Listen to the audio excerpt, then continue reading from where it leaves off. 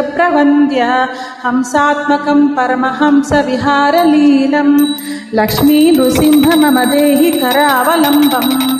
माता नृसिंहश्च पिता नृसिंहः भ्रात्रा नृसिंहश्च सखा नृसिंहः विद्या नृसिंहो द्रविणं नृसिंहः लक्ष्मी नृसिंह मम देहि करावलम्बम्। प्रह्लादमानस सरोज विहार भृङ्ग गङ्गातराङ्ग धवलाङ्ग रमास्थिताङ्ग शृङ्गार सुन्दर किरीट लसध्वराङ्ग लक्ष्मी नृसिंह मम देहि करावलम्बम्।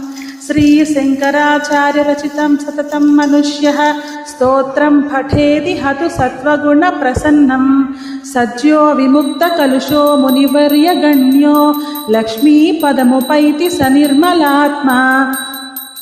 यन्माययोर्जितः वपुः प्रचुर प्रवाह मग्नार्धमत्र निवहोरु करावलम्बम्।